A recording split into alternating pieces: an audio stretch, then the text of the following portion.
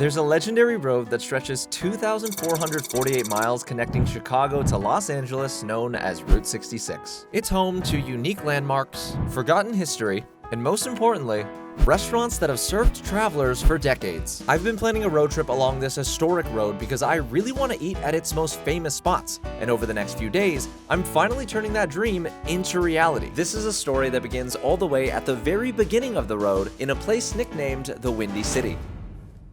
The first restaurant is about 10 blocks that way, so let's start walking. Now, for those who don't know, Route 66 was one of the original US highways, established in 1926, and it goes across 8 different states. I promise I'm gonna have a car for the rest of this. I just wanted to get some cardio in since I'm gonna be eating a lot over the next 5 days. After a quick 20-minute stroll, I finally made it to restaurant number 1, Lou Mitchell's. I saw pictures of this place online, but the outside looks way cooler. So this breakfast spot has been around since 1923, and apparently it's nicknamed the first stop on the Mother Road. That's just another nickname for Route 66, by the way, because it basically gave rise to everything we now associate with the Great American Road Trip, like diners, motels, gas stations, and the weird roadside stuff in between. I'm really excited to try this place, but I'm also a little nervous because this is gonna set the tone for my entire journey. It's literally the first place, and I really hope it's good. Good morning. Just for one. Oh, perfect. Yeah, thank you so much. Just from walking in, it was obvious that this quirky little diner really was the perfect place to start this road trip at. There was Route 66 memorabilia all over the walls. They had it on their menu, and not to mention their merch literally says where the road begins. Pretty cool. I did already order a coffee since the sign out front said they make the world's finest cup. It was pretty good. Let's figure out what to eat. They have so many options for food, and it all sounds delicious. They got eggs, a bunch of different eggs Benedicts, a huge list of fluffy jumbo omelets, all different kinds. And look at these pancake options. I am getting serious decision paralysis right about now. What do you think is the best thing here? So we're known for our omelets and our pancakes. Those are signature items. Got it. Which one's your favorite? I like the chocolate chip or plain. All right, I'll do the chocolate chip. And then what's your favorite dessert here? Well, so today I only have donuts, pecan rolls. Got it. You can surprise me. Thank you. Now during this trip, I'll be judging every restaurant along the way based on 3 things: their signature dish, a dessert, and just the overall vibe of the place. Then I'll give each spot a numerical score out of 10 in order to crown the best restaurant on Route 66. And look, I know this isn't a perfect system, but keep in mind, I'm not actually a real food critic. Thank you. Ooh, is this a donut hole? Yeah. Oh, that's cool, thank you. So I actually did read up about this online. While you wait for your food here, they actually hand out fruits and a donut hole. Pretty cool. I've also never seen a donut hole that looks like this. It's like perfectly fried and crispy. Cheers.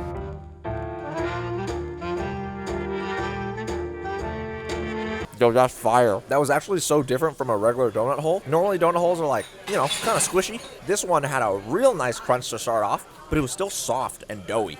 I like it. As I wait for my hopefully delicious chocolate chip pancakes, I couldn't help but wonder if anyone else eating breakfast at another table nearby was also starting their Route 66 journey today. It's definitely a possibility since this is where you're supposed to start. Thank you so much. Ladies and gentlemen, the food has arrived. 1 serving of beautiful chocolate chip pancakes. This looks absolutely amazing, but I am a little confused. Normally when you order chocolate chip pancakes, people will bake it into the actual batter. This is just like little toppings on top. I don't know how much that actually changes things, but regardless, I am excited to eat this. My waitress also brought over desserts. She said her favorite donut was this chocolate one, so we'll save that for later. Let's eat. All right, y'all. Cheers. As I took my first bite, I did my best to remember every other pancake I've ever eaten in my entire life, just so I'd have something to compare these to. Yo, this is gonna be a good road trip. I promise I'm not exaggerating because this is the first stop. These pancakes are perfect. They're super light and fluffy. They're sweet, but not too sweet. And I don't know if it's because they have their own blend of maple syrup, but it complements the pancakes so well. Oh my God. Now, before I get too full from the pancakes, I do want to try the donut. Based on the bottom of this, I think this is a cake donut. Oh my God. I normally don't like cake donuts, but because of how this was fried, it kind of gives me the same feeling a State Fair funnel cake would. I wish y'all could try this. A few minutes went by and my waitress Audrey came back over to check on me. I somehow ended up telling her about this entire trip and asked if she had any advice for me. Not only about Route 66, but just as a first-time road tripper in general. Just enjoy yourself, you know, but try to hit places that are in the book so that you can have memorabilia and, you know, Gotcha. with you and stuff like that. You came to Blue Mitchell, so Oh, we're in the beginning of the route. Yeah, that's exactly why I I came. got some stuff for you. I'll bring Oh, thank you so much. Oh, awesome. This piece of paper right here has the story of Lou Mitchell's, and this little book literally has a bunch of cool stops. Thank you. I put those books away so I could use them on the road later, and then I tried to finish the rest of these very tasty pancakes. But despite my best efforts, 3 pancakes and a cake donut, a little too much food for me to eat this early in the morning. However, I do have enough information to score restaurant number 1. Based on the 3 things I'm judging them on, Lou Mitchell's gets a solid 8 out of 10. I know that seems high, but trust me, if you were here, you'd get it. As far as I know, this score could be the highest score out of the entire series. I doubt it, but you never really know. Before I left, Audrey came back to say goodbye, wished me luck, and told me to have as much fun as possible on the trip. She's the best, and honestly is the main reason I'd come back here. This was delicious. I had a very good time. Now that we're officially done eating, remember that car I mentioned earlier? Well, it's actually an RV. Let's go. What's up, dude? You ready for this adventure? Dude, let's go. Oh, let's go. Surprise, everyone. I'm not doing this RV trip alone because we got Jim here. You better believe it. I definitely had to bring Jim along for this trip because driving along Route 66 has been a bucket list item for the both of us. I just always wanted to do this. Nostalgia. Americana. I wanted to do this because of the movie Cars. It's a good reason. Anyways, let me give y'all a tour of this RV. Don't try this at home. I've never been in an RV before, so I don't actually know if I'm gonna fall over, but yeah. Over here we have the front of the RV. There's Jim, obviously.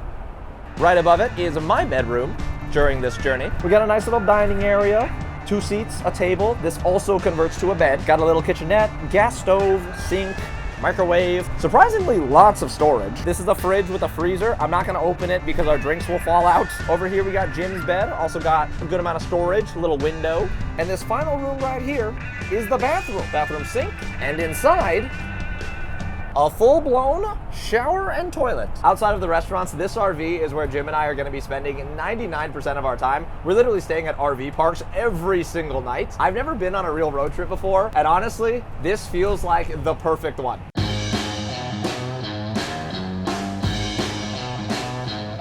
All right, y'all, we made it to restaurant number 2, Del Rhea's Chicken Basket. So Jim, I am very excited to eat here because this restaurant was actually featured on season 5 of Diners, Drive-Ins, and Dives. Guy Fieri says the fried chicken and mac and cheese are delicious. What are you thinking? I find that hard to believe.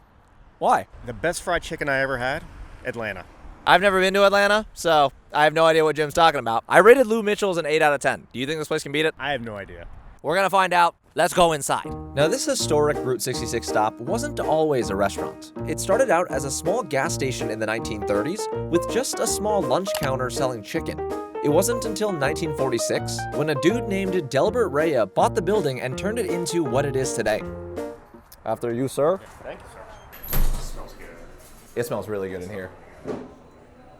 We checked in and got led to our table in this huge farmhouse-style room.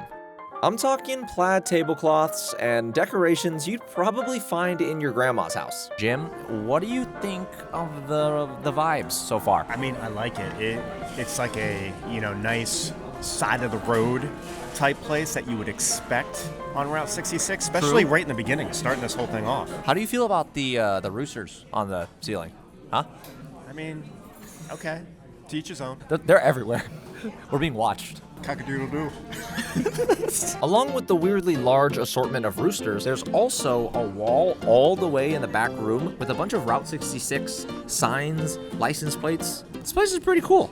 We looked through the menu, and I don't think I've ever seen this many different chicken options at any other restaurant before. They are famous for their chicken though, so I guess I should have expected that. We both had quite a hard time deciding what to order, but we got some good news when our waitress came by and told us about the buffet option. It was super cheap, and not to mention, it let us try all of the food they're the most famous for, so kind of a no-brainer. We've officially placed our buffet order. Jim, do you know what I normally do during this section? You walk up and you go, let's do it. No. What's it time for? Buffet time.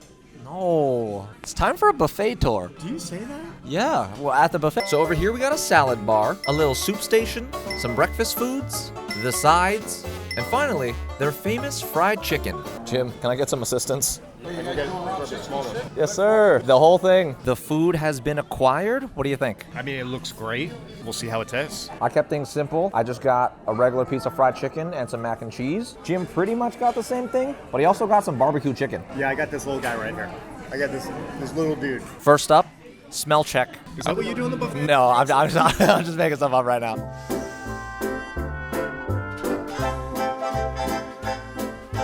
Since everyone's already seen me eat, Jim, I would like you to have the first bite of the famous fried chicken.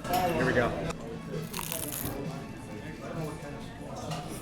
The chicken itself, very moist, very good. How's it compare to Atlanta? It's different. It's different in Atlanta. Atlanta's fried chicken is more fried, more crispy, has that crunchier outer crust. This is more of like a, I don't want to put it down, but like a shake and bake type fried chicken. You like it though? Oh, it's very good. I see what you mean. Right? It's a little different. It kind of tastes like Thanksgiving. All right, let's try this mac and cheese. Cheers. I don't know how I feel about this. So I'm not a chef, but I do know some food terms. It feels like this mac and cheese was made with like a bechamel sauce along with the cheese. That's why it's thicker and creamier. It's good. I think I'm thrown off because I'm not used to mac and cheese being this creamy. I'm also used to eating mac and cheese when you have like some panko breadcrumbs on top for like a little texture change, like some baked mac and cheese. I'm used to the Texas barbecue mac and cheese. Yeah.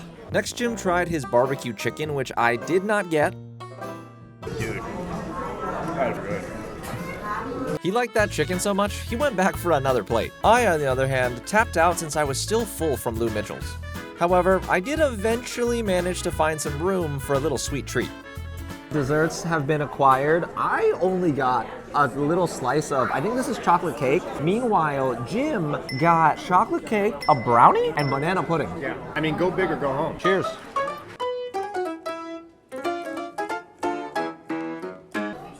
Jim, do you have enough information to score this restaurant? Oh my God. This is a tough one.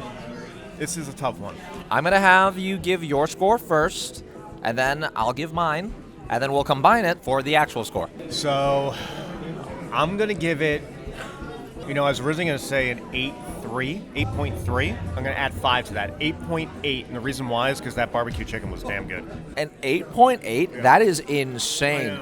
Honestly, this place was good, but I would only give it like a 7. Really?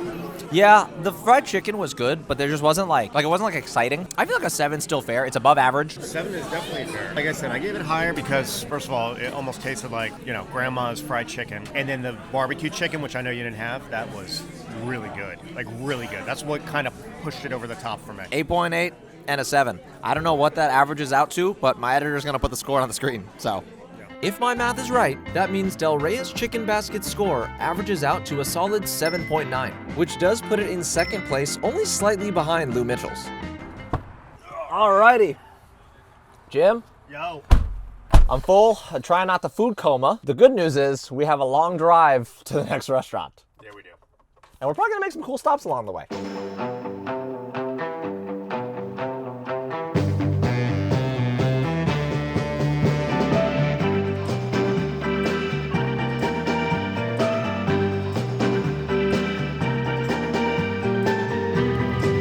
All right, y'all. So we just made a quick pit stop in Gardner, Illinois, because there's a very cute gift shop I saw on like this landmark Route 66 app we're using. This adorable red building on the side of the road is just called The Shop on Route 66. I want Jim and I to buy at least one souvenir every single day just for the memories. I feel like that's a good enough reason to go shopping. Now, regardless of how much you plan during a trip, something is always bound to go wrong. So it says online that this place is supposed to be open, but there's a sign on the door that says the owner won't be back until 2 o'clock. It's around 1:30 right now, so I mean, 27-minute wait, not too bad. I'm hoping this doesn't throw off our schedule. Since we now had some time to kill, Jim and I decided to do what anyone would do if they had to wait 30 minutes in front of a cool-looking building. I really hope those pictures turned out cool. But anyways, while we continue to wait, let me tell you all about the sponsor of today's video, Mint Mobile. Mint Mobile is an online-only phone service provider that cuts out the nonsense with no hidden fees and doesn't make you overpay for features you don't need. They provide 5G coverage to 98% of Americans and 4G LTE coverage to 99% of Americans on the nation's largest 5G network, starting at $15 a month. That's very helpful, especially when you're doing a road trip across the entire country and need fast and reliable service. Mint Mobile also lets you pay for your wireless in bulk with 3, 6, or 12-month plans at a time. And the more months you buy up front, the more money you save, which is really cool. All of their plans include unlimited talk and text, free calling to Mexico, Canada, the UK, and you get a hotspot. And if that's not enough, every single plan also comes with a 7-day unconditional money-back guarantee. New Mint Mobile customers can get their premium wireless plans that start at $15 a month by scanning the QR code on screen or by going to the link down in the description box below. Thank you, Mint Mobile. Then, right when 2 o'clock came rolling along, the owner of the shop finally arrived and we got to go inside.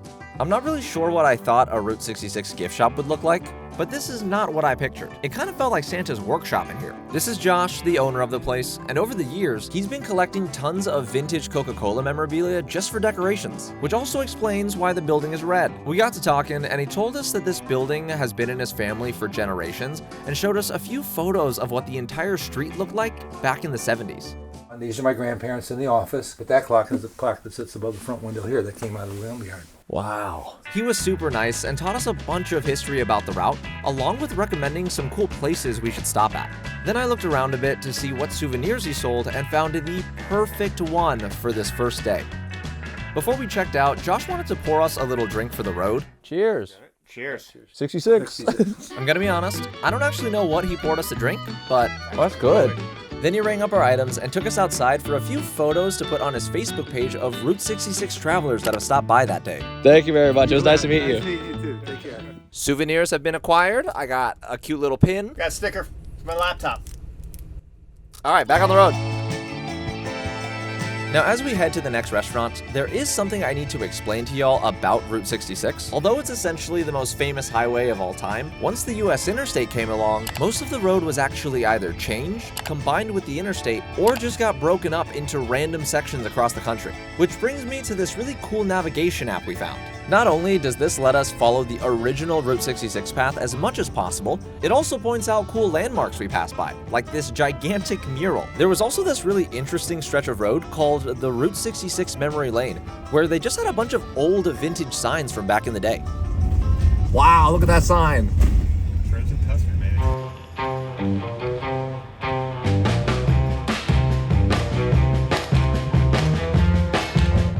We finally made it to the Ariston Cafe. I never know what to do with my hands. This restaurant behind us was opened in 1924, and it's considered the oldest continuously operating restaurant along the entire highway. Since this restaurant is so old, it's crazy to imagine the amount of people that have eaten here, and soon we'll be able to say we've had a meal here too. We made our way inside, and my first thought when I stepped through that front door is that this place feels like a blast from the past. Jim, what do you think of the place so far? I like it. I mean, it's interesting. I can't put my finger on it. I don't know. It's cool. It's cool. I like the vibe. I didn't notice this until editing, but as you can see from my face, I don't actually feel the same way Jim does about this place. It felt like this restaurant was trying to be fancy with the white tablecloths and the staff all in nice uniforms, but at the same time, it kind of looked like a traditional diner without the usual comfortable diner vibe.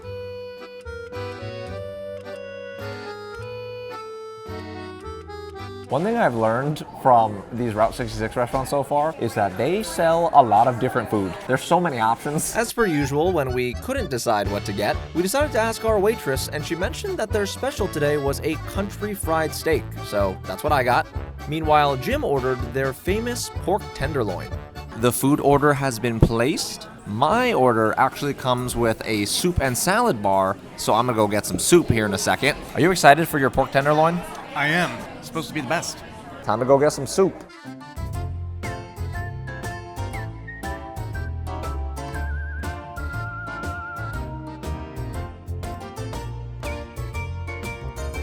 I got my soup. It's actually pretty good. It looks good. It's flavorful.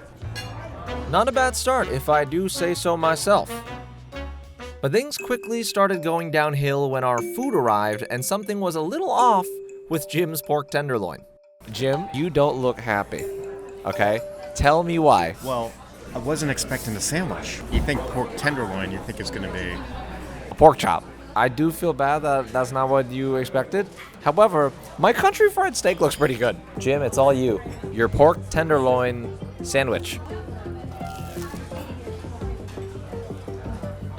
It's good. I'm very surprised. You actually like it? Yeah, it's good. It's not what I expected. You want to try a piece of the pork? Yeah. Yeah, that's actually pretty good. All right, time for this country fried steak. Here we go. Cheers. It's actually good. You need to try this. All right. Totally not what I expected. I'm so confused. I kind of like the gravy. Me too. The gravy's great.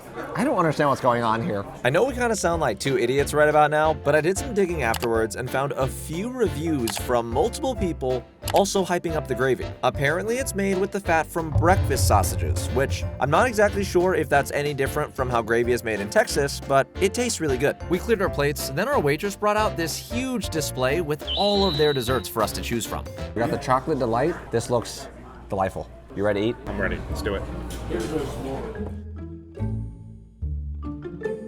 Oh, I like that. I like that a lot. That's good. I wasn't sure how I was gonna rate this place, because although the food was good, it wasn't my favorite, but this dessert is my favorite one I've had all day. I'm stressed now. Yeah, I hear you. I was thinking the same thing. We continued to eat while thinking about our scores, paid the bill, then made our way back to the RV for the final deliberations. Jim, are you ready for the ratings? I'm ready. This took so long to decide, we could not decide while we were in the building. I'll go first.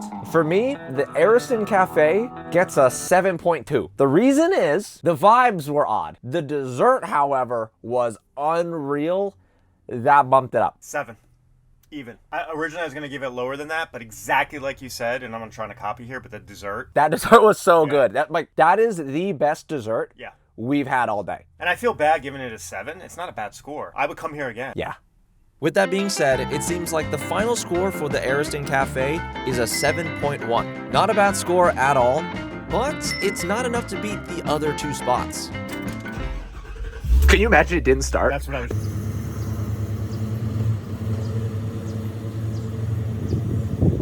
Surprise! I was the one filming that B-roll shot.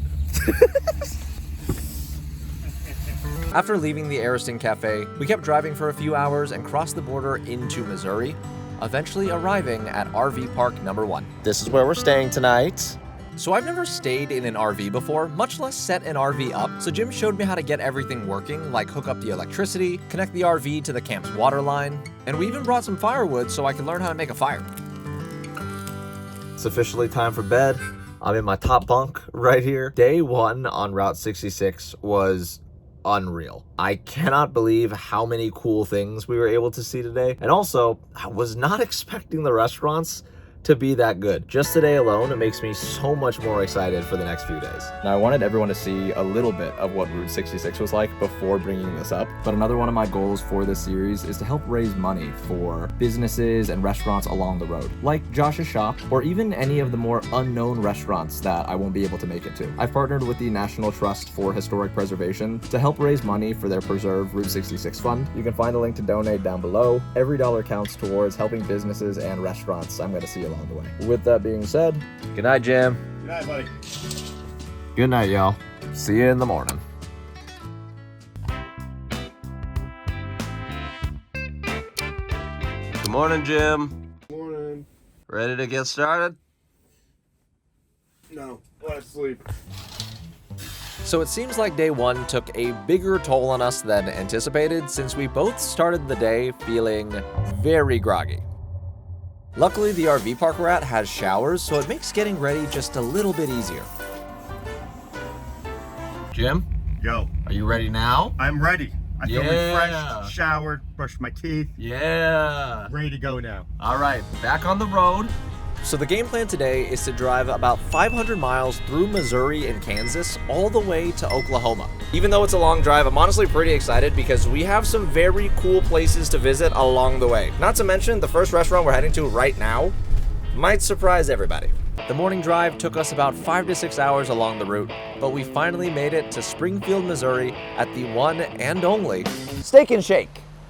It's obviously raining right now, so I'm gonna be quick about this. I wasn't planning on visiting any fast food spots on this trip. However, this Steak and Shake is very special. Not only is it considered an official Route 66 landmark dating all the way back to 1962, it's also the only Steak and Shake on the planet that's been added to the National Register of Historic Places. The outside of the building features 2 humongous vintage signs, and for some reason, there's a giant red banner with the word Tacoma-sack on it. I'm not really sure what this means, but I'm assuming it's there for a reason.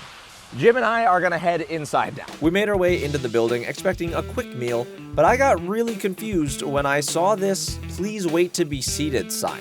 Then out of nowhere, a waitress came by, led us to a table, and said she'd be the one taking our order today. I thought Steak and Shake was a fast food restaurant. Why do we have table service? This is like casual dining. There's actually one like this not too far from me. What? Yeah. Regardless of what type of restaurant this is, the inside of this place looks very, very cool. Let me show y'all. This place gives off the same vibe as your classic 1960s diner with the checkered floor and neon signs. However, my favorite part has to be the bar counter seating area right in front of their open kitchen, since you could just sit here and watch them make your burgers.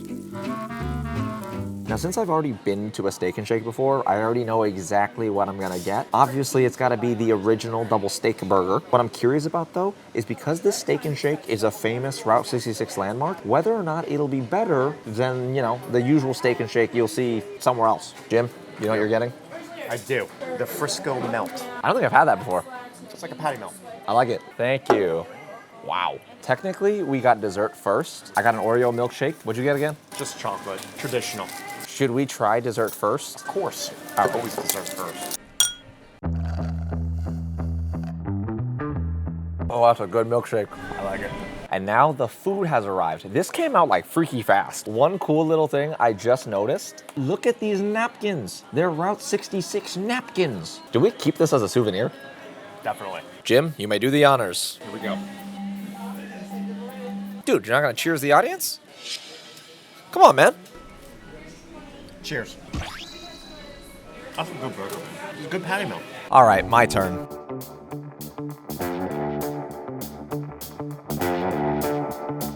My verdict is in. This burger is gas. The steak burger, moist, juicy, tender. I like it. I do think this is better than regular Steak and Shake. With that being said, Jim and I devoured the rest of our food, and we are ready for the ratings. Jim, I'm gonna let you go first. I have mine up here, okay? I'm gonna give it a 6. Really? Yeah. Okay, I'm actually not going that low. I would give this place like a 6.8. Like, it was a really good burger, and also I just love how the outside of this building looks. The vibes here, it's really cool. Looks like that gives Steak and Shake a total score of 6.4. Although the burgers were good, still not enough to crack even the top 3. Oh my gosh, it started pouring. Jim, that was a good Steak and Shake. I don't like the rain though. Back on the road? Back on the road. Let's do this.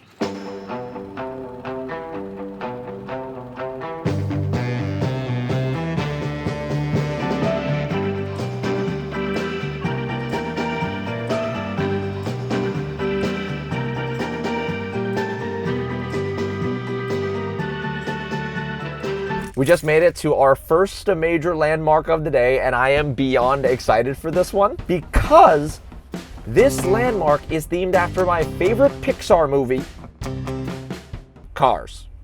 Welcome to Cars on the Route, one of the main attractions in Galena, Kansas. This funky-looking landmark used to be an old 1934 Canotex gas station, hence the cool gas pumps outside. Unfortunately, they're no longer operational, so you can't actually get a tank of gas anymore. But don't worry, that's not the coolest thing about this place. I found something so amazing that I have to show y'all. You know the character Mater from the movie? Meet Tow Tater. This real-life tow truck is what Tow Mater was based off of.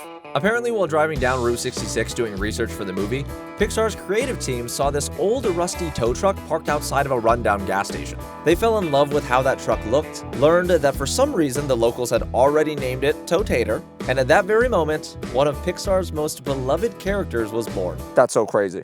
This is the real-life Tow Mater. This isn't even the only Cars-themed reference around here. Just driving around, we saw Luigi's Pit Stop. Somebody spray-painted an old abandoned car to look just like Lightning McQueen. There was a pole with the sheriff on it, and while driving in, we just saw random cars with eyes on them. Now, as much as I'd like everything about this place to just be rainbows and sunshine, it turns out the Pixar crew also drew inspiration from the sad story of this town itself. Back in 1961, once the brand new I-44 interstate completely bypassed Route 66, the once bustling mining town of Galena, Kansas was basically left behind. Sound familiar? We're only stopping here for a few minutes so we can stay on schedule, but just getting to see this place in person is unreal. The first time I even heard about Route 66 was because of the movie Cars. This place could end up being my favorite little pit stop on this entire road trip. On our way out, one thing's for sure. I won't be forgetting this little town anytime soon.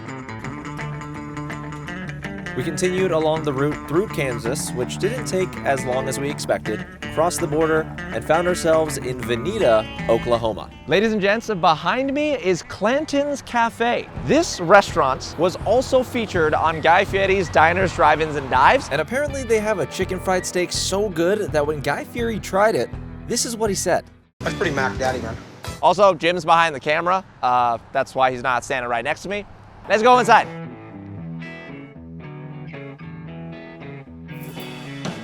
Jim, we have a problem. What? They're closed. What do you mean they're closed? They're closed. Yeah, there's a sign. We probably should have called ahead, huh? Probably. That's a mistake. Yeah. Okay. I mean, I guess we'll get to restaurant number 3 earlier.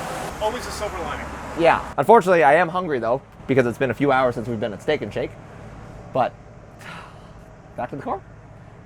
Let's do it. Back to the car. Honestly, kind of a bummer since I really did want to try that chicken fried steak. But the good news is, since we're now saving a bunch of time, we can drive a little slower and pay more attention to the cool attractions we see along the way. We passed by a bunch of old motels, saw quite a few strange Route 66 landmarks, but I think my favorite thing had to be the really old vintage signs. Whoa! Hey! That's the old school Arby's logo.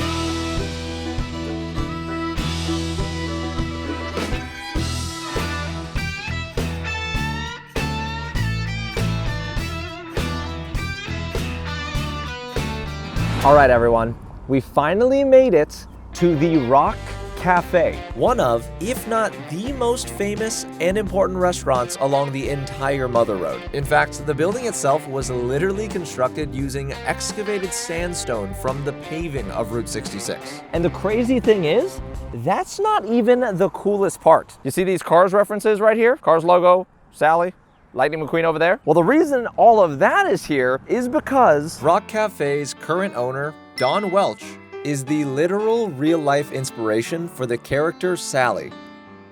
I cannot wait to check this place out, so let's go inside. Jim, come on, let's go. As we walked towards the front door, I just couldn't contain how excited I was to be here. What if we get to meet Don?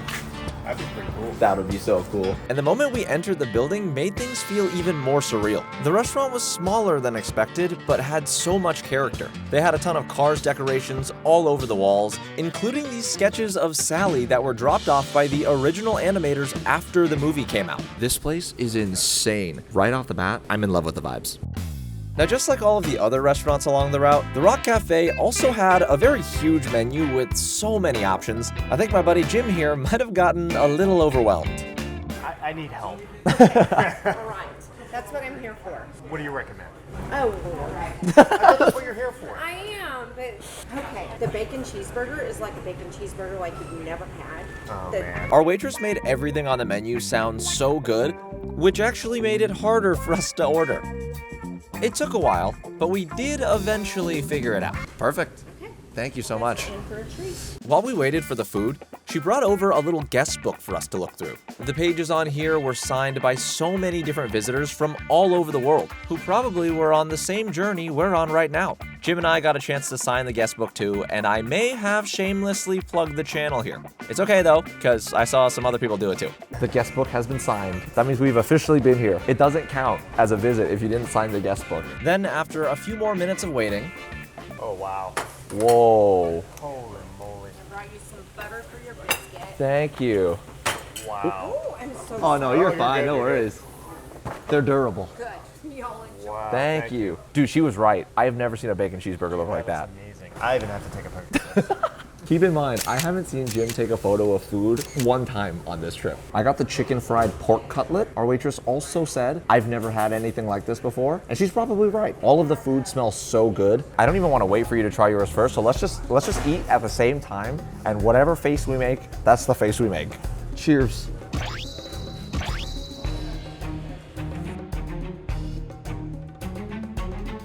Dude. Give me a second. Jim, how was the burger? It's incredible. I mean, I am not lying here. I've never had a bacon cheeseburger like this. Better than Steak and Shake? Hands down. This is amazing. I promise I'm not exaggerating. First off, this chicken fried pork cutlet was so tender. The outside still has like, you know, a nice crunchy texture. The gravy salted perfectly. It's seasoned like, my brain is malfunctioning. And if you think I'm lying about how good this chicken fried pork cutlet is, I let Jim try it, and here's what he had to say. That's amazing. This might be mean. Clanton's being closed was unexpected, but I'm glad it happened, because if I had a chicken fried steak there, I would not have gotten this. We continued to devour our entrees, but while we ate, I couldn't help but notice this woman sitting in front of us that didn't look like a regular customer. Can't really see her face, but I'm like 95% sure it's Sally from Cars. If it is, I do have a question for her, but I'm nervous. I think we asked our waitress. Is that her? So that's exactly what we did. And it turns out, that lady's just the manager, and Dawn would not be coming in today. Aw man, I wanted to meet her. After seeing how much we loved the food, our waitress said we could not leave without getting desserts and brought us a menu. All right, what do you recommend on this? Yeah, I trust you with my life now. She sold us on basically every single dessert they had, saying we couldn't go wrong picking any of them, and I believe her. But what really caught my eye was a dessert called Dawn's Peach Cobbler. Apparently it's been on the menu for almost 100 years, meaning it had to be good. Oh wow, I'm in for the peach cobbler. Do you want ice cream on it? Yes, please. Once our dessert was ordered, I wanted to learn a bit more about the owner, Dawn, and how she became the inspiration behind Sally the Porsche. According to multiple sources online, the Pixar animators first visited the Rock Cafe in 2001 while doing research for the movie and met Dawn. During her 20s, Dawn was spending time traveling the world. But after visiting her mother in Stroud, Oklahoma for a few months, she eventually fell in love with this small Route 66 town and wanted to breathe new life into it, which sounds exactly like what Sally wanted to do. Cobbler and apple pie. Thank you so much. We got desserts. Jim got the fried apple pie, which I cannot eat because I'm allergic. If this dessert is even close to as good as the entrees, I'm gonna lose my mind. Oh man. Ice cream and peach cobbler might be one of the greatest combinations in food history. Jim, that apple pie looks insane. Right? Ready to dig in? Yeah. Let's eat. Cheers. Cheers.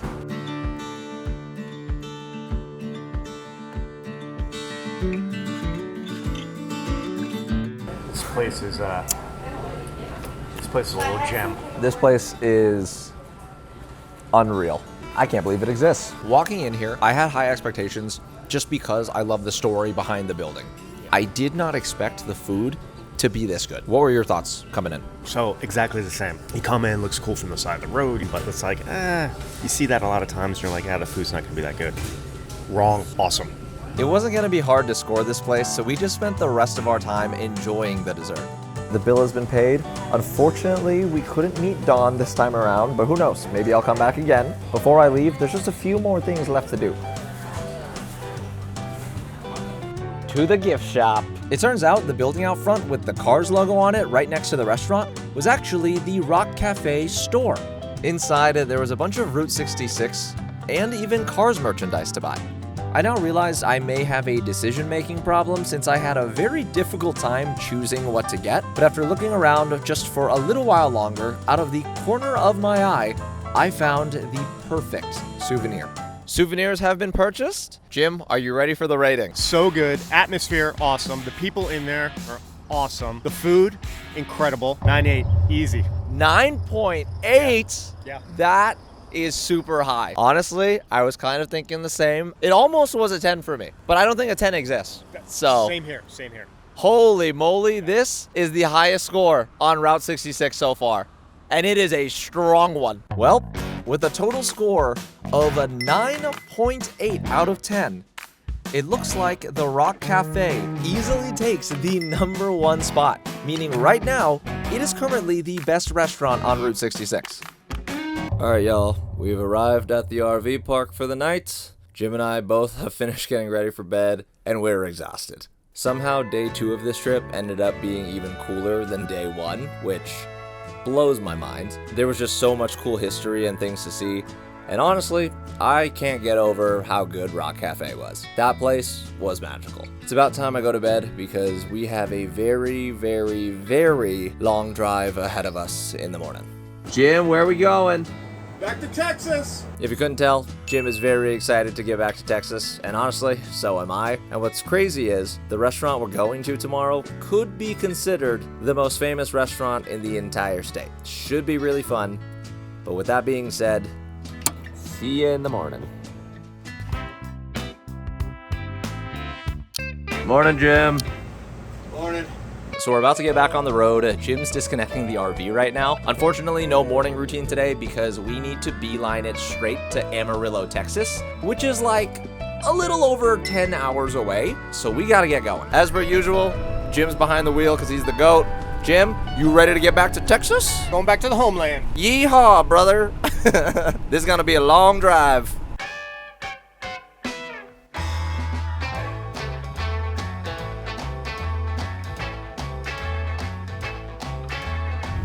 Driving along this road is so trippy. Like the highway is like right there. Meanwhile, where are we going? Since we had such a long drive ahead of us, Jim actually let me get behind the wheel for a bit while he manned our drone for this insane footage you're about to see. Now just seeing how all of this looked from above was unreal to me, especially because the route ran parallel alongside these train tracks for a very long time.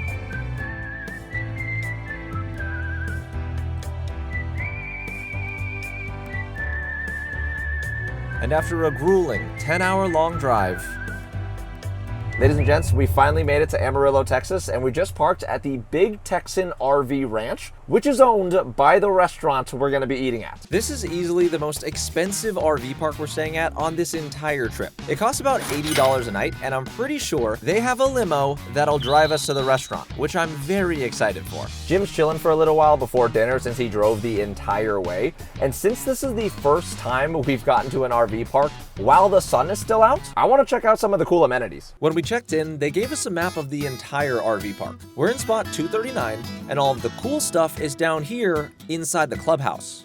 Seems like I got a little bit of walking to do, but that's fine. I've literally been in the car for like the last 10 hours. Oh, that's cute. They have a dog park here. The one bad thing about this trip is I couldn't bring my dog Nugget. I miss him. It's been so many days. I began my little self-guided tour, and the first thing I noticed was that this RV park is way bigger than all of the other ones we've stayed at. This place is packed, holy cow. Also, I think someone in one of these RVs is barbecuing, it smells good. Despite my desire to find out who was grilling up some deliciously smelling burgers, I continued on my walk, eventually arriving at the clubhouse. Where's all the cool stuff at? As I entered this old Western-style looking building, I was very curious to see what fancy amenities a luxury RV park would have. And to my surprise, they had a lot going on. There's a gift shop ready to take my money, a cozy lounge where you can do a little bit of chilling, maybe watch some TV, and if you stick around long enough... Oh, hello, doggy. I love this place. They also have a laundry room, which I actually don't think I've seen anywhere else. That's pretty cool. There's also an indoor pool, but I'm not sure why, since we're in Texas and it's like 100 degrees outside. Pretty cool clubhouse. Once I finished the tour, I met back up with Jim at the RV, and just like that, it's time for dinner. All right, Jim, you ready? I'm a little nervous. Are you hungry though? I am hungry. Me too. We're gonna need to have a big appetite at this next restaurant. We made our way back over to the clubhouse, found this bench for the limo stop, but then, for some unfortunate reason... Is that seriously what we're driving in? That's not a limo. Gonna be honest, Jim, kind of a bummer. So far, not a good start. This place really needs to change what they advertise on their website. Luckily, the drive over honestly wasn't too bad, but the really, really, really annoying part came when we arrived at the restaurant. Thank you, appreciate it. Dude, it's the limo. Why didn't we get to ride this? What a bummer. Anyways, ladies and gents, we've officially made it to one of, if not the most famous restaurant in the entire state of Texas. The one and only Big Texan Steak Ranch. It's got a solid 4.4 stars on Google with over 30,000 reviews. And when we go inside, Jim and I will be attempting their Big Texan Steak Challenge. I'm not gonna explain what that is yet because it'll be better to show y'all once we're actually in there. Let's go do this. Jim, are you nervous? Yeah, I'm nervous. Me too. Yay! Now, it took me quite a bit of time to truly figure out the best way to describe how it felt walking into this place. And the best way I can put it is it kind of feels like a fever dream set in an old country western movie. Glad I made a reservation. This place is packed. It is packed.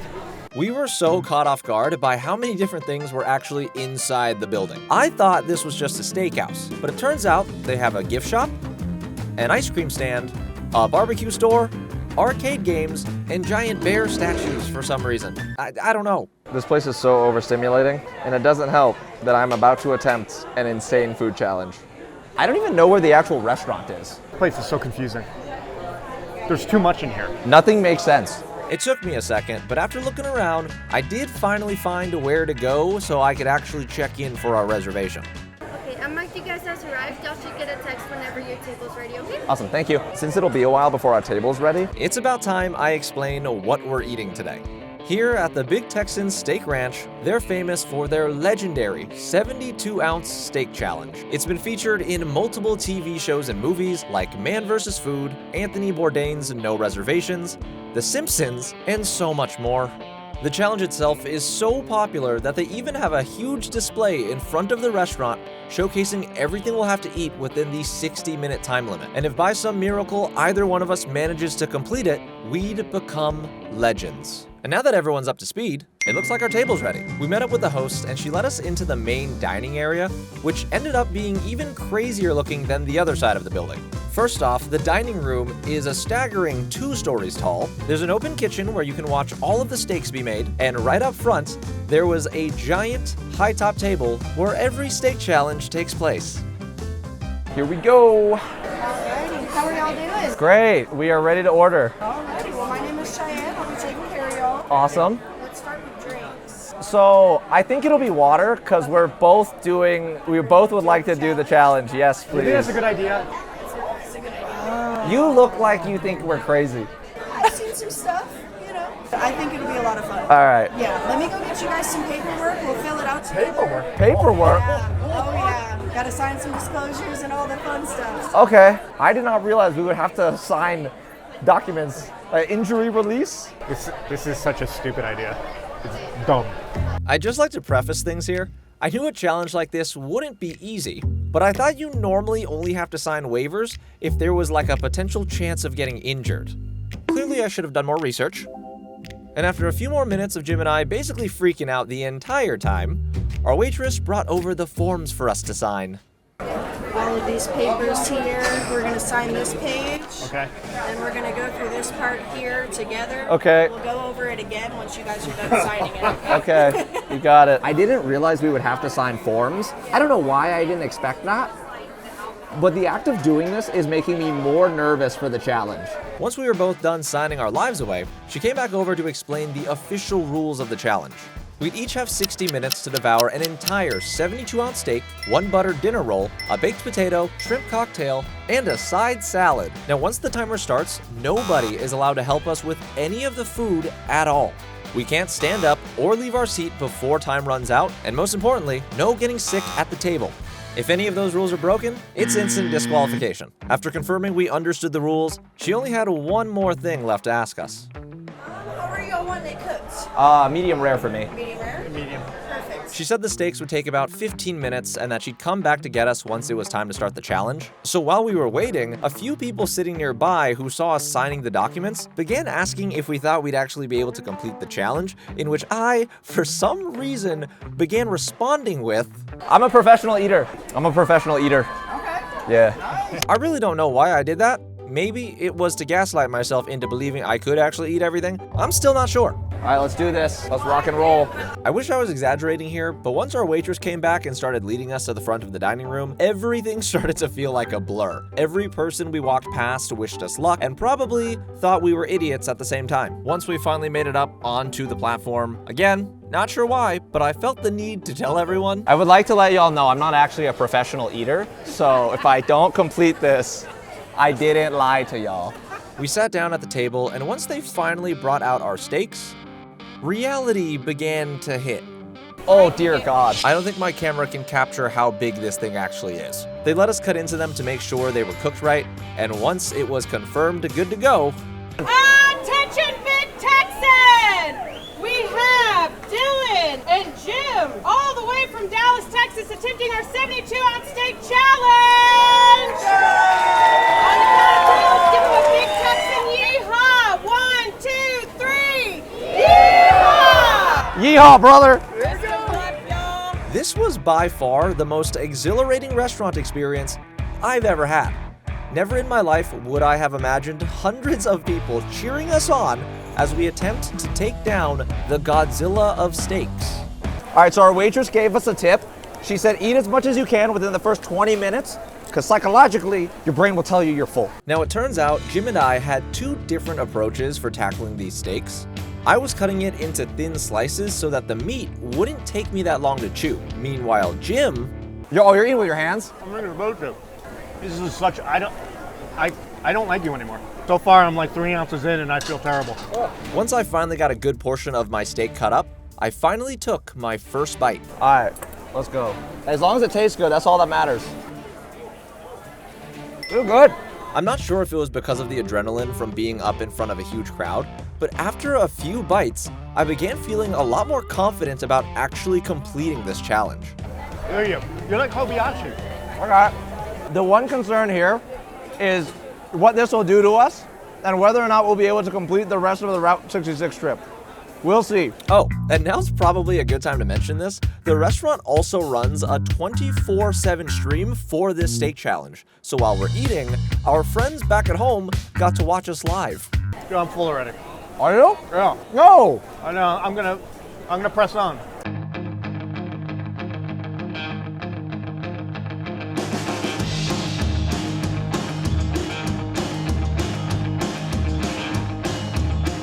We're about 18 minutes in. I've kind of made a dent in my steak. I'm feeling good. My issue is some parts of this aren't super tender, so my jaw kind of hurts. Like I am a little more than a quarter through. I think I gotta take a little break. You still got 40 minutes. We have plenty of time. Yeah, I can take a break. There's no need to rush it. How about we just challenge each other? Whoever can eat their salad.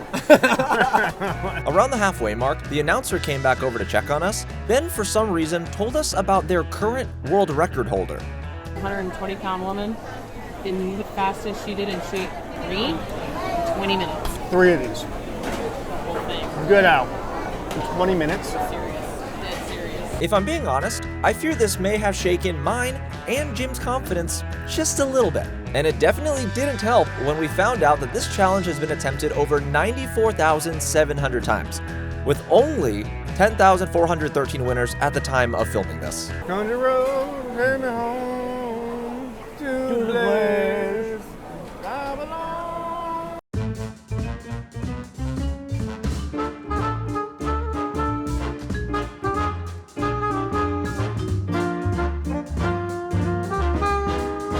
See, I feel like at this point, it's not about whether we can finish this.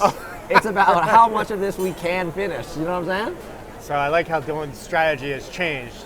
He made me go into this competition not wanting to go into it, and he's like, you got to be positive about this. We're going to finish it. And now, what's he say? You know why we're slowing down? No. I need to watch YouTube when I eat. All jokes aside, at this point, this amount of food was really beginning to hurt, and I totally understand why we had to sign waivers now. We both were beyond full. However, since we'd already eaten so much and made it this far, we weren't giving up. This whole place feels like a fever dream. Ah!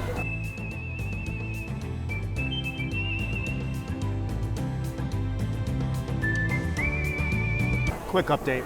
I feel disgusting. I got the meat sweats already. Everyone keeps on coming up to the table, cheering us on, also looking at us in disgust because of the amount of food. As much as I hate to admit this, we were beginning to run out of time. My adrenaline was gone, I felt disgusting, and truthfully, I was about to tap out. But that's when out of nowhere, this dude came over with the guitar and started singing a Route 66 song to hype us up. Yeah! I have so much energy now. We're gonna do this. This was the final stretch. That song gave us just enough energy to keep on going as we took bite after bite after bite until finally the clock hit 0. Are we getting booed? We're getting booed. We're getting booed. All right, Jim, final updates. How much did you eat? I ate a little bit more than half, so that's about half. The big question is, how's your stomach feel? I don't know. I feel a little dizzy. I don't think I ate half. Well, to be fair, this was like, it was all the way down here. So mine is like, but there's still obviously a lot. I think you did a great job. I tried my best. I'm proud of you. I'm proud of us. Power of friendship. Regardless of how much steak was actually consumed, overall, my experience at the Big Texan Steak Ranch was definitely very unique. Oh, and look at one of these screenshots my friends sent me while they were watching the live stream. I look like I hate my life. Now, we couldn't leave this one-of-a-kind restaurant without making a pit stop at their gift shop, and right at the front counter, I found the perfect souvenir for day 3. So we finally made it back to the RV.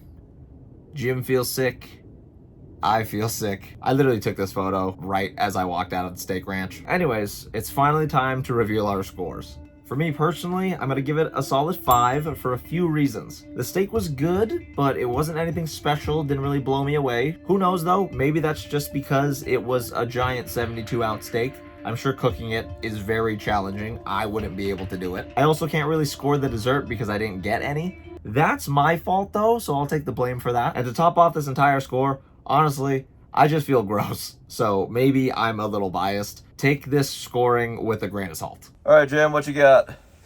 I'm giving it a 6-1. Not bad. Cool place. We did the challenge. Tough to really rate it on that, but I would definitely need to go back. 6-1 though. This will definitely be the most controversial score of the entire series, so please don't be too mad. But the Big Texan Steak Ranch gets a total score of 5.5, meaning it doesn't crack the top 3.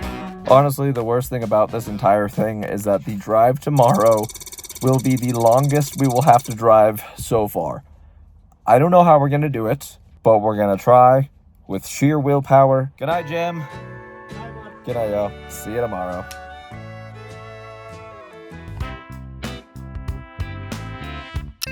Morning, Jim. Morning. So Jim and I got a very early start today since there's a lot of driving to do. But the problem is, I don't think either one of us got any amount of decent sleep thanks to that gigantic steak. We're back on the road again. Jim, day 4. Woo! We both feel awful. So right now, we're on our way to Adrian, Texas for restaurant number 1, which also happens to be where the official halfway point of Route 66 is. We're about 150, 200 miles away right now, so see y'all there.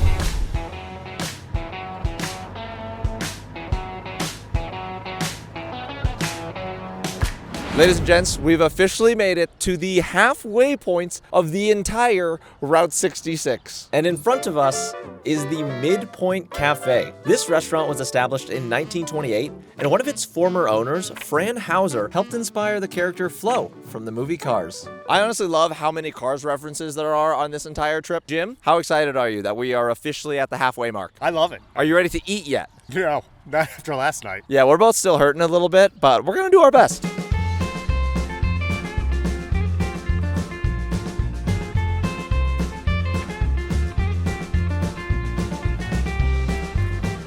Oh, wow.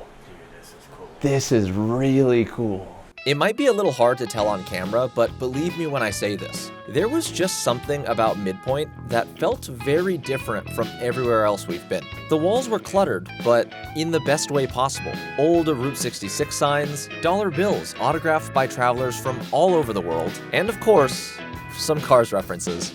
This is amazing. Great, how are you? Cool, thank you. Yeah. As you can probably tell, we're doing the route. That's awesome. Did y'all sign our book? Not yet. Let's see if we got a pen here. Yeah, y'all sign it. Okay. Are y'all gonna eat this morning? Yes. Of course, yeah. Our waitress had us sign their guest book, symbolizing that we've officially made it to this point on our journey. And since I'm a little nosy, I wanted to see how many other people were also doing this trip. 2 days ago, there was people from Austria and Russia here. That is insane. So I'm sure everyone can already tell from our initial reactions, but Jim, what are your thoughts on the vibes? I mean, it is awesome. This is Americana. I don't know why, but for some reason, even though we've only been eating at restaurants on the route, this is the first one that feels true Route 66. Yeah. Now that we've completed our vibe check, it's time to figure out what to have for breakfast. This is a small thing I just noticed, but out of all of the restaurants we've been to so far, the Midpoint Cafe actually has the smallest menu, which personally I like. They got the Midpoint breakfast, Texas pancakes, biscuits and gravy, and a hearty breakfast sandwich. The breakfast sandwich does sound pretty good, but after the steak last night, I don't know if I can eat all that food.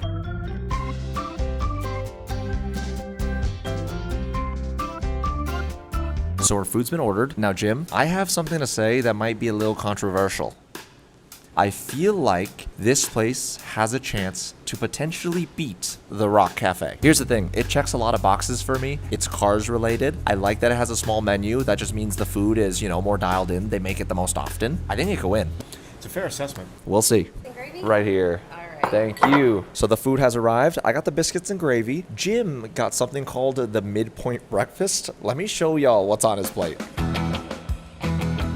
All right, I got some scrambled eggs, got some bacon, some hash browns underneath there, and some white toast.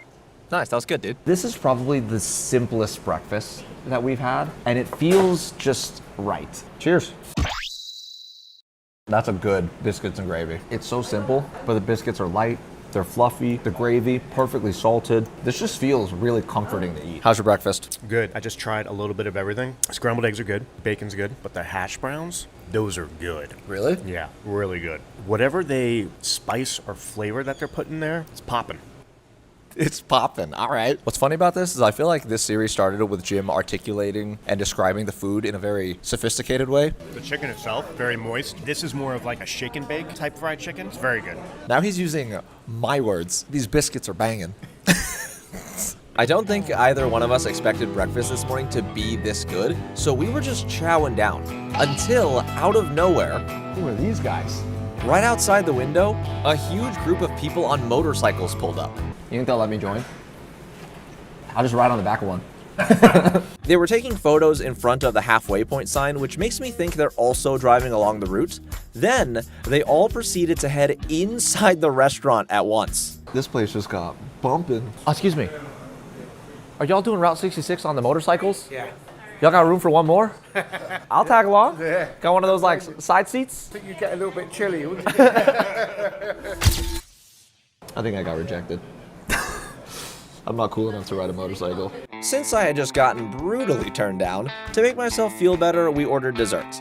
I went simple and got their Route 66 root beer float, while Jim got their Elvis pie, which was made with peanut butter, chocolate, and bananas. These desserts were also freakishly delicious. Then I paid the bill and noticed that Midpoint also had a gift shop connected to the dining area, so obviously had to check that out. Breakfast is over, and it's time for our scores. Jim, I'm gonna let you go first. I already have mine in mind. 9.2. 9.2? Yeah. That's really high. Honestly, because of the vibe of this restaurant, how great the service was, and how good they made just simple cooking, I'm giving it a 9.6. Wow.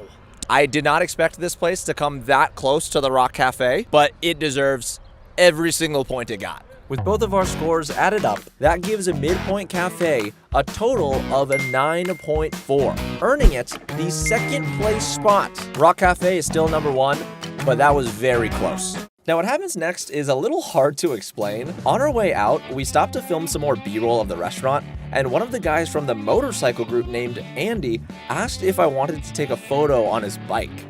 I didn't realize this until we started editing, but I guess he was listening in when I asked the first guy inside the restaurant if I could join the motorcycle group. Andy also let me borrow his motorcycle jacket, so obviously there was no way I could say no.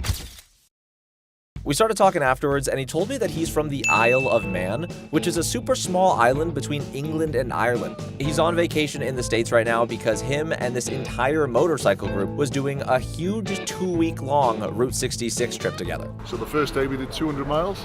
I've never ridden 200 miles before. What has been your favorite aspect of the drive? I'm just amazed how big everything is. Yeah. That's America for you.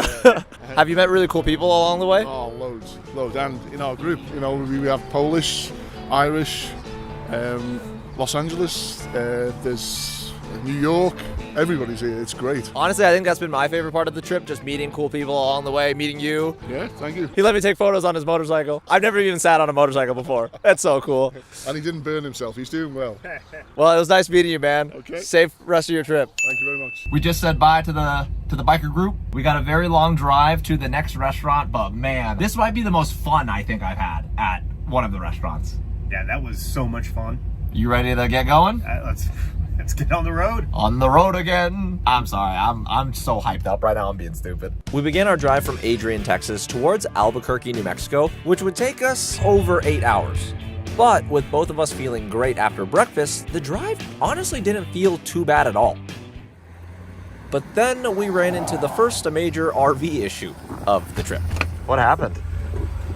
So I think the screw that holds it in fell out. You're joking. No. So, look at that. Oh man, okay. So this is a little bit of a dilemma. Jim's trying to jerry-rig some stuff together just so that like the mirror holds in place while we drive and we can, check our blind spot and whatnot. This is very unfortunate, especially after that great time we just had. Also, I don't even know where we're at. It's just like abandoned stuff. It pains me to admit this, but I was basically useless at this point. Thankfully though, Jim seemed to have an idea for how to fix this entire mess. He did a little bit of this and a little bit of that with some bungee cords and a few zip ties. Then, a few minutes later... Gotta go? I think so.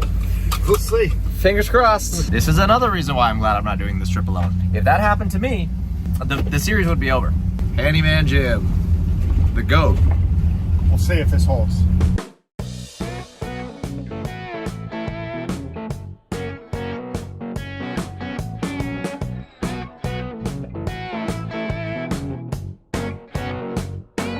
So far, our jerry-rigged mirror is holding up.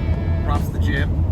One thing we did learn, and have been learning about the route though, is that the road sucks. Awful. So many potholes, so many bumps, but hey, we're moving. Next stop, Albuquerque, New Mexico. Now, believe it or not, Jim finally let me get behind the wheel so he could fly our drone. And honestly, this section of Route 66 has to be the coolest part of our drive so far.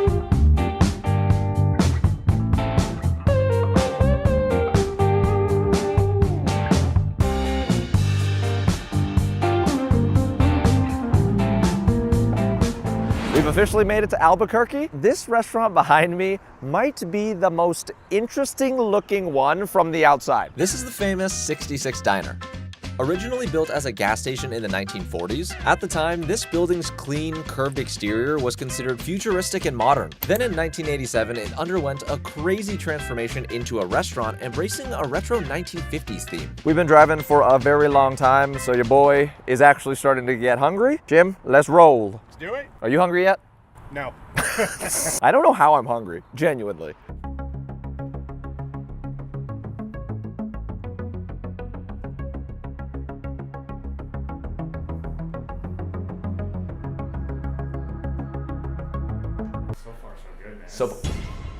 Yo, look at what this place looks like inside. This place looks sick. So I've actually been to quite a few 50s themed diners during my life, but none of them have been as decked out as this one. It's not an exaggeration to say it kind of feels like you're walking into a 50s time capsule. There's neon lights above a jukebox with Elvis on it, vintage Coca-Cola signs. Even the workers are dressed in retro 1950s diner uniforms. You guys tucked away over here. Awesome, thank you, appreciate it. So Jim, I thought the Midpoint Cafe looked really cool inside. This place might top that. I mean, 50s diner to a T. This is the 50s diner you would see in movies. Oh my gosh, I cannot believe this is a real place. We gotta do the vibe check. How we feeling? Real good. Real good. The vibes here, great. Now obviously this restaurant serves diner food. However, they serve diner food with a little New Mexico twist. What this means is a lot of their food options actually involve something called the hatch chile. I don't know if I'm saying that right. I don't know if it's chile or chili. Regardless, this special pepper can only be grown in the Hatch Valley, which obviously is in New Mexico, and it's considered the state's pride and joy. Since learning about that, I feel like it's only right that I order the 66 burger on the menu. Obviously, it's Route 66 themed, and it comes with the New Mexico green chili. Chile. Again, not sure how to pronounce it. Jim, you know what you're gonna get? No, I'm trying to stay away from steak or beef, but I'm looking at this Sloppy Joe. Is that crazy? Sloppy Joe sounds good. I feel like a Sloppy Joe is what you would get at a classic 1950s diner. You know what I mean? Or your 6th grade cafeteria. Two great times of a boy's life. We placed our orders, and despite how busy the restaurant was, it didn't take long at all to get our food. Ooh. That looks so... Whoa. Excellent. I like that reaction. Thank you so much.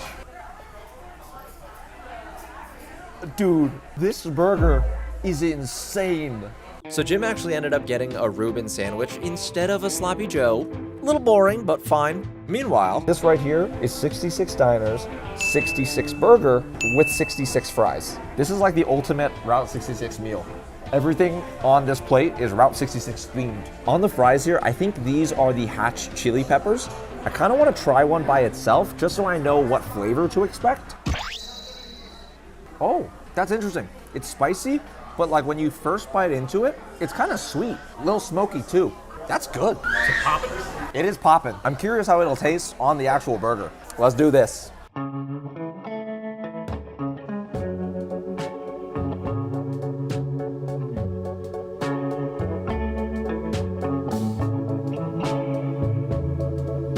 Oh man, that's good. That's really good. Jim, how was your Reuben? Good. Yeah? Good. Yeah. There's so much flavor in this burger. The Hatch chili adds a nice smokiness to the meat. The bacon's crunchy. The lettuce is crisp. Oh my lord. This is fantastic. This might rival the bacon cheeseburger from the Rock Cafe. You gotta try this. I mean it. You have to try this. Okay, that's good. Dude, his eyes lit up. His eyes lit up. Dude, there's chilies in there. I know. Oh, a little spicy? A little kick. A little kick, a little pop, a little zing. I don't know which one's better, but do you agree? Does it rival the bacon cheeseburger? I mean, it's close. It's right. They're close. They're neck and neck here. I am so curious what Jim and I are gonna end up rating this place.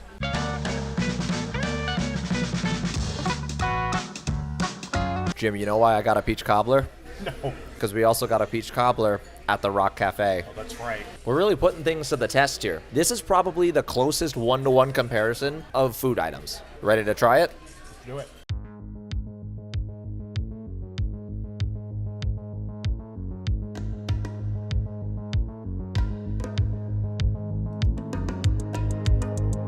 The scores are in. Jim, you ready? Mm-hmm. Jim literally liked this place so much, he ordered a chocolate vanilla shake to go. Very good. Anyways, for my score, I'm giving 66 Diner a 9.8. Get out. Here's why. The vibes were immaculate. I've never seen a diner look like that outside of like Disney World. The food was really good. I really, really like those peppers. It was interesting. It was something I've never had before. And that peach cobbler, I'm pretty sure they spiced it with like cinnamon and nutmeg. It felt really homey and comforting. It was unreal. Jim, what do you got? I got a 9. A 9? Even. Listen, same thing as you. I really liked it.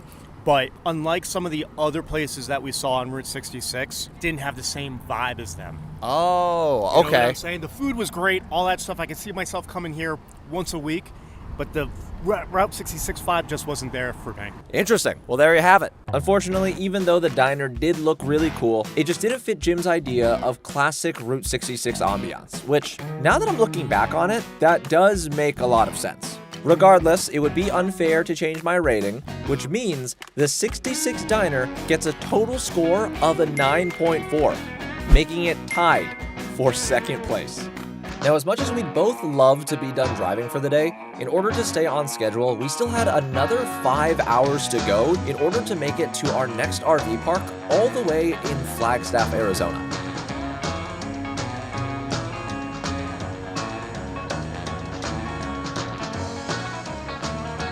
Alright guys, finally made it to the RV. I think this is the latest we've arrived at an RV park.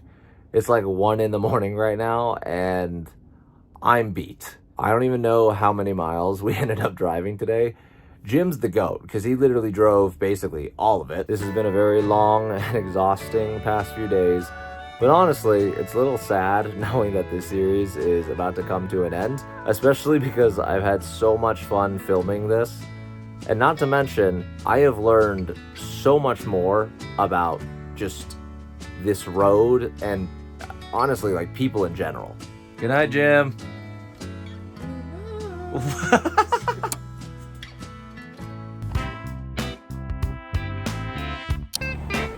Morning, Jim. Good morning. Getting up today actually wasn't too bad. We both made the executive decision to sleep in a little bit, just so we have enough energy to finish this road trip. I took a quick shower, brushed my teeth. I even took time to do some stretches.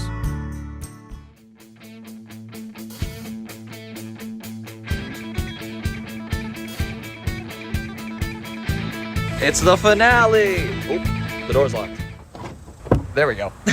It's the finale! We're back on the road. Sleeping in today was very nice. We're on our way to the first restaurant right now, and I gotta say, it might be the most unique one out of all of the other restaurants so far. It's gonna take about an hour and a half to get there, but the good news is the drive through Arizona should be beautiful. We made our way out of Flagstaff heading west and passed by so many old motels, old gas stations, until we were back on the beautiful open road. I hate that my phone doesn't do it justice. I know, right? Now, real quick, I may have said this a few times on the trip already, but this part of the drive has to be the most interesting so far. We went through some adorable Route 66 towns like Williams, Arizona, that was filled with historic landmarks everywhere. Unfortunately, we also drove through a few small towns that looked completely run down, but very clearly used to thrive when the route was more popular.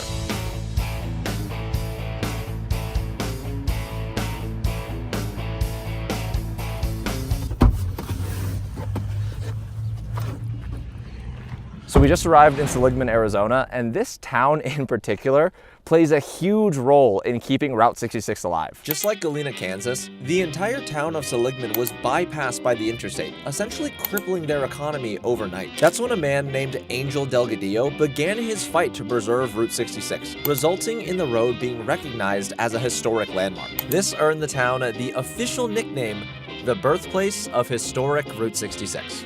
Now what's cool about all this is right at the heart of it all is this restaurant right here, Delgadillo's Snowcap. This wacky looking food joint, famous for their amazing milkshakes, weird signs, and this cool vintage car out front, was built in 1953 by none other than Angel's brother, Juan Delgadillo. Even after Seligman was practically abandoned, this restaurant stayed open and became one of the last sparks keeping Route 66 alive. I did a little research on the way over here, and it turns out this restaurant was also a huge inspiration for the movie Cars. Back in 2001, Pixar's creative team actually visited Seligman for the first time, where they met both of the Delgadillo brothers.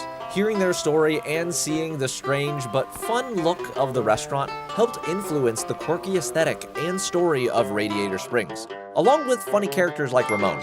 I didn't know that before picking to come here, but now that I do, I'm even more excited to check this place out. Also, another little fact about this place, this restaurant is actually gonna be the first one we visited that isn't your usual table service. I'm pretty sure you just walk up to a counter and order your food, which honestly I like because it feels a little different. Now, I've heard that thanks to Juan's humor, apparently everything at the Snowcap is kind of supposed to be a joke, but I didn't really get what that meant until I tried to open the front door. Oh, it's the wrong side. I'm so dumb. And if you thought that was weird, the inside of this place is even more chaotic looking. Walls are jammed with postcards, stickers, random souvenirs. There was a lot going on. Hello. Yes, please. Somehow the menu was even stranger than the decorations. I know this place is famous for their milkshakes, but as for the food, they had stuff like a cheeseburger with cheese, an oink burger, their hot dogs have weird names, and I guess the employees also like playing pranks on the customers. Ooh. This is fun and all, but truthfully, after seeing how crazy this place is, I had no idea whether their food could actually be good or if this restaurant is more of a tourist trap. What food are we getting? I'll do the cheeseburger with cheese. Okay. I can do a hot dog? Hot dog short and fat or long and thin? That's a trick question. Short and fat. We also got some milkshakes since apparently these are the best shakes in Arizona. Thank you. You're welcome. Making sure you have some straws. God. Oh. Oh. It actually is straw. Are you straw? Thank you. You're welcome. Then we found a table outside to sit at while we waited for our food. All right, Jim. So I think it's pretty obvious. This place has the most unique vibe out of every single restaurant we've been to so far. I think this is the best, like, Route 66 stop on the trip so far. Really? Yeah. Even compared to the Midpoint Cafe? Midpoint was great, but I think this one is just a step above. Honestly, I love Midpoint Cafe, but I'm also gonna have to agree. Everything about this restaurant, this whole street that it's on, screams Route 66. And I guess that makes sense, especially since from here down, I think is like the longest stretch of preserved Route 66 in the entire country. I know you're supposed to eat your real food before you have dessert, but we're adults. So we're gonna try these shakes first. I got a peanut butter one. I got half hot fudge, half caramel. It's like drinking a sundae, I'm hoping. Let's try these things. Cheers. Cheers. Holy smokes. That is a good shake. It's like drinking a sundae. Is that exactly what you wanted? Yes, this is awesome. Now that we've confirmed they make very delicious milkshakes, I decided to get up and wander around a bit, maybe see what other weird, chaotic things this place has to offer. Behind the building, there's like this old car collection. I don't really know how to explain it. Let me just show y'all. Isn't this so cool? It's like a bunch of old Chevrolets. And also, they have eyes on them. I'm no detective, but I'm 99% sure that's a reference to the movie Cars. Oh yeah, this car's windshield literally says Cars. This place is so fun. Behind the restaurant, they also have a very strange outdoor restroom setup. I'm not exactly sure why there's a Care Bear in the middle of it. They have a little merch shop and this beautiful mural dedicated to Juan and his wife. After spending a few more minutes looking around and taking all of this in, the food has been acquired. I like it. It smells good. Jim, is this what you expected the food to look like? I mean, for like a roadside place, yeah. How do you feel about the little, I don't even know what this is. Smiley face potato guy? It's like a smiley fry. Look, mine's like, whoa. So I got their cheeseburger with cheese. I'm not really sure if it's any different than a regular cheeseburger. I'm pretty sure that's just their way of being funny. And then Jim, you got their, what is it? I got the short and fat dog. Nice. Enough chit-chatting. I am so hungry from the drive over. Let's give these a try. So I can confirm my cheeseburger with cheese does come with cheese. Jim, would you consider your hot dog short and fat? It is. It looks good. It's like a, side of the road hot dog stand. Cheers. Cheers.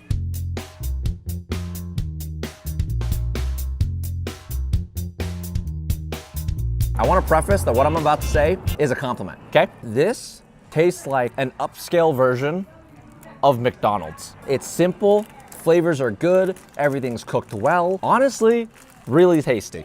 How's the dog? Exactly what you expect from a side of the road hot dog stand. It's like going to your neighbors for a barbecue, and this is the hot dog you get. This was definitely our simplest meal so far, but still tasty nonetheless. Let's find out what these are. Cheers.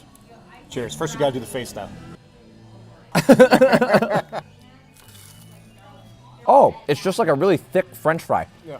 Very potato-y. Once we finished our meal, I wanted to stretch my legs a bit and take a stroll, just so I could see what else this historic town has going on.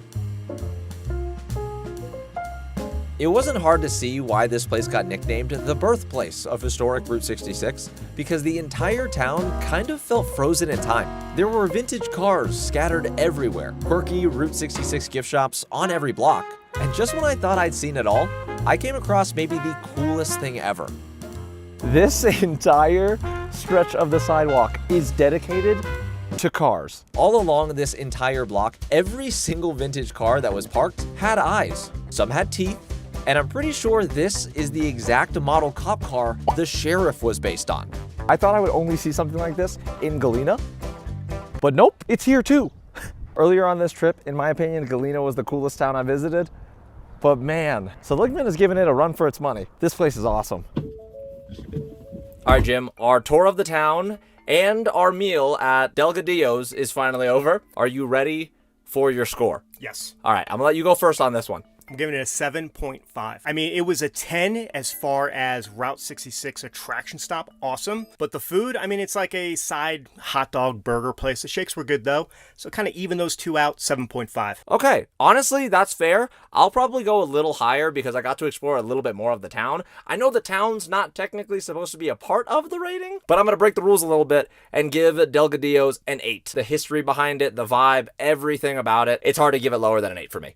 This gives the Snowcap a decent score of 7.75 out of 10, but unfortunately also means it wasn't able to crack the top 3. Once we got back on the road, we continued to make our way out of Arizona and eventually crossed the California border. Kind of. So this is a dead end? It's a dead end. We have to turn around? Yeah. We followed Route 66. This is supposed to be the California border, but I think the route was so old that they discontinued this part. Now we need to turn around from where we are, hop onto the interstate, fully enter California, and then hop back on Route 66 from another entrance. That's how I understand it.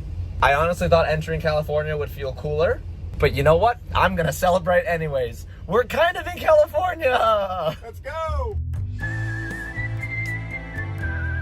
Now that we've officially made it into California, the map began leading us through the southern part of the Mojave Desert. I wanted to get behind the wheel so Jim could fly the drone as we drove through this barren wasteland. I still can't believe how good this footage looks, and only using a bit of it kind of feels like a waste, so I think it's time for a montage.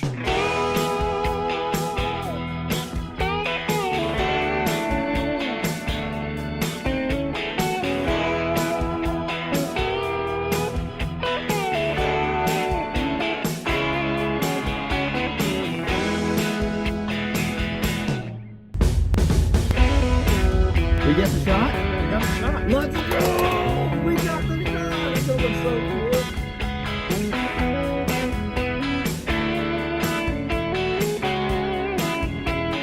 cool. Y'all, we have finally made it to Roy's Motel Cafe, arguably the most symbolic place on the entire Route 66. Built in the 1930s, back when Route 66 first came to life, Roy started out as just a gas station, grew into a cafe and motel, then basically became the main stop for anyone crossing the Mojave Desert. Now, unfortunately, the motel and the cafe are not in operation, so we can't actually eat anything here, but it turns out the gas station is still working.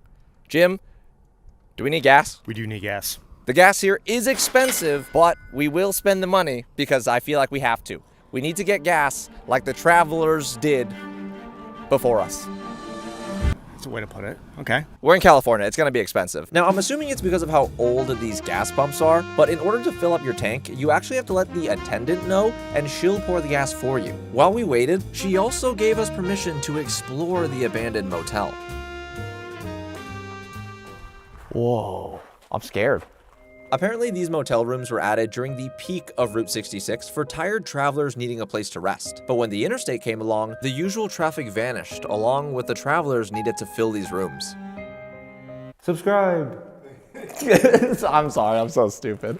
Right next door to the abandoned rooms, there was a fully decked out replica of what the motel's check-in area used to look like way back in the day. It's a little hard to see through the glass, but I'm pretty sure there's also a painting of Roy Crowell, the original owner. Now this is just a rumor, but apparently the new owner has plans to renovate this entire place in 2026, meaning that everything would be operational. Them renovating this place would be enough reason alone to do this trip over again. For sure. This place is beautiful, and it's so quiet.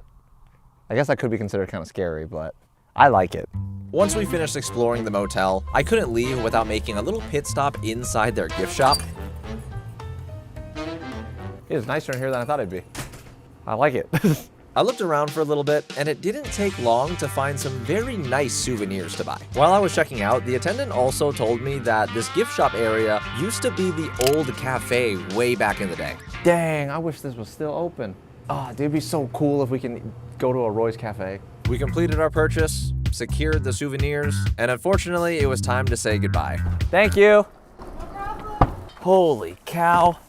This place was so cool. I am so glad we made it here on time. They close at 8:30, and it would have just been a complete ghost town if we got here late. This is probably my favorite stop of the trip. Too bad it's not a restaurant. I know. Imagine if it was. If this was a cafe, whoo, right through the roof.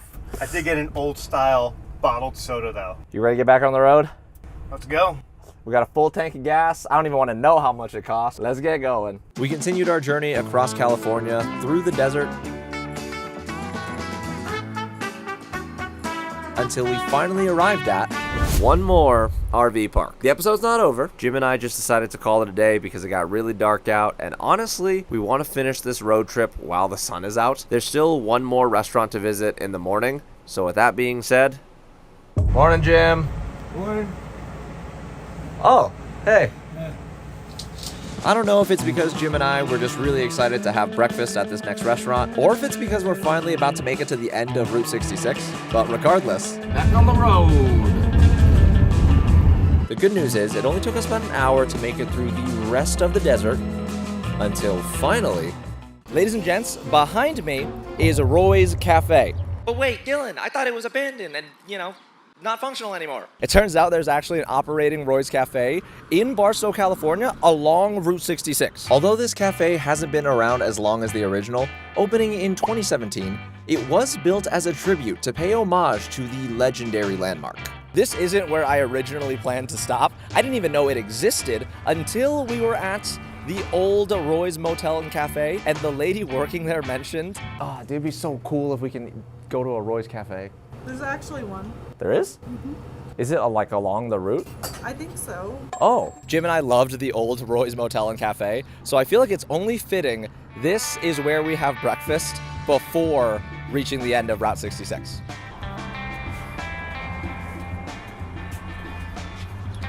After you, sir. Oh, whoa. This is not what I expected this place to look like. Even though it was built only a few years ago, the inside felt like a diner that's been along the road for decades. Of course, it had the usual Route 66 memorabilia on the walls, classic red leather booths, and most importantly, it had a very specific ambiance that's just impossible to fake. Now, Jim, is this what you expected before making it to the end of the route? Actually, no, but I'm pleasantly surprised. You cross into California, you're thinking, I don't know, maybe more posh or something like that. Yeah, maybe like a tourist trap type of place. But I like the fact that this feels like a nice little hole in the wall. I'm very happy about it. I don't want to jump the gun here, but I have a feeling that breakfast is going to be really good. So what's interesting about this menu is that while it's similar to a diner, they have the usual diner food, a few of the dishes actually have like a Mexican-American style twist to it. Being that we're in California, that does make a lot of sense. And honestly, a lot of things on here look really good. I feel like I'm gonna have a pretty difficult time choosing what to get. You got any ideas? So I'm torn. Do you get like the regular traditional breakfast that they have on here? Or do you get something that's off the wall specialty just because of who they are. I always lean towards something that you can only get here. Yeah. So I think that's the direction I'm going to go. But hey, man, you do you. You're your own man. It took us a while to make our decisions this time, especially because this would be our last meal on Route 66. And I really want it to be good. Are you guys ready to order? I think so. I have a few questions, though. There's 3 things that look good to me. The chilaquiles, the huevos, and the... Is that... How do you say it? Machaca and egg? Yeah, that too. Out of those 3, which would you get? The machaca and egg. For sure? Okay, I'll get that then. Along with ordering food, Jim decided he also had to get a nice big old glass of chocolate milk. It's like I'm drinking a sundae. Cheers. That's a good coffee. You like your chalky milk? Now, what makes me really excited to eat here is the fact that although this diner is based on the OG Route 66 landmark, the restaurant itself is family run, which means the food should taste like a home-cooked meal. Ooh, our food has arrived. This looks delicious. And might I dropped my mic. This is probably the best smelling food we've gotten this entire trip. My machaca and eggs smell delicious. It comes with homemade salsa and homemade corn tortillas. Jim got the breakfast skillet with sausage. This also looks amazing. Jim, what are your thoughts on the food so far, just based off how it looks and smells? It looks amazing. The question is, do we think this food and atmosphere will be good enough to become the best restaurant on Route 66? Will it beat the Rock Cafe? Let's find out. By the way, please don't make fun of me for this, but since this is my first time trying machaca and eggs, I had to ask, what's the best way to eat this? Turns out it's pretty self-explanatory. All I gotta do is scoop some of the machaca and eggs onto a tortilla, throw on some salsa, and I'd be good to go.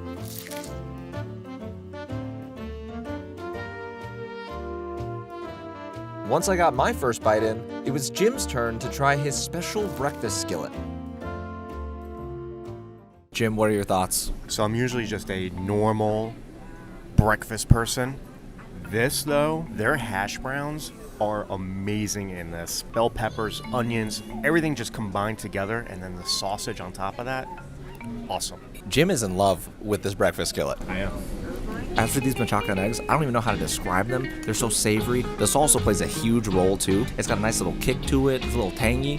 And if I'm being honest, I still don't know what machaca is. Jim just told me he normally doesn't eat breakfast. You think if you could eat this every day, you'd start eating breakfast again? If I lived next door to this place, we'd have a problem. He's crushing it. I am. We still have to try the dessert, but I'm going to say it now. The actual breakfast is giving the Rock Cafe a run for its money. We'll see how the scores end up, but that's where my head's at after just taking a few bites of this. That's so good. Now, this usually doesn't happen, but as we continued to eat, a wave of nostalgia kind of rushed over me.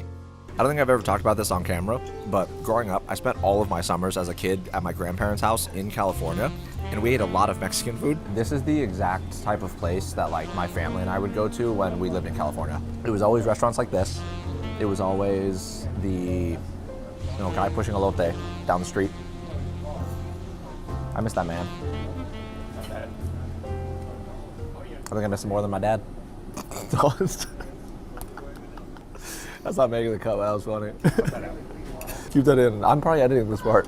Dylan, future Dylan, cut that out. After finishing up the rest of our entrees, we took a look at the dessert menu and decided we wanted to end our meal with something fun. Cheers.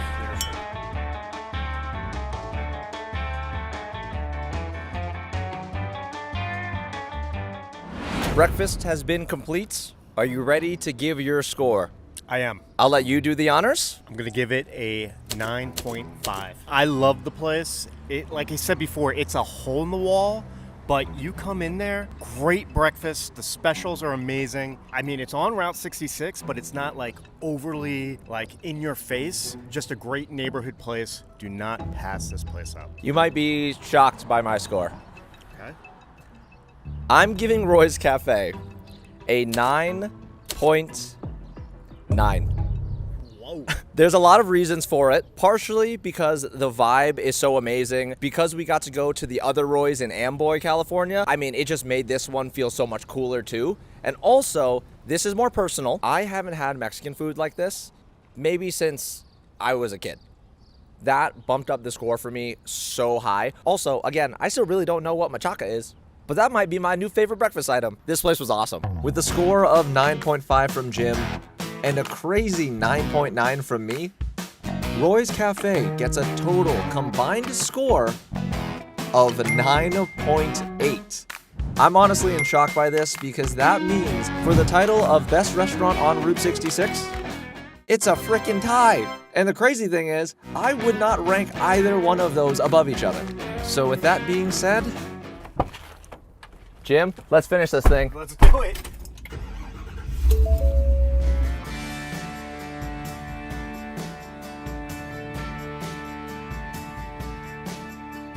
As we made our way through the rest of sunny California, the closer we got, the more I couldn't believe that this road trip was coming to an end. I really had no expectations going into this since I've never done anything even remotely similar. But now, I can honestly say this is a trip I'll never forget. From all of the amazing food we tried, the kind people we met along the way, and honestly, just being able to do this trip with my buddy Jim. I saw a few people asking for backstory about how we know each other. Long story short, Jim decided to work with me on YouTube stuff back in 2020 when I was a 20-year-old kid just making little gaming videos. From that point on, he's been helping with all of these real-life videos ever since. Truthfully, I'm still not sure why he took a chance to work with me on all of this stuff, but this trip literally would not have been possible without him. There's still so much history along Route 66 that I haven't explored yet and definitely want to revisit in the future. But with all that being said, after 6 long days of driving across America,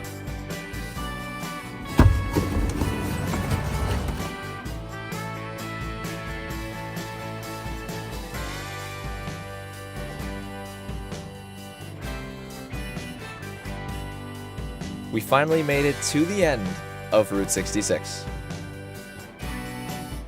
We did it. Now what? Are we get food?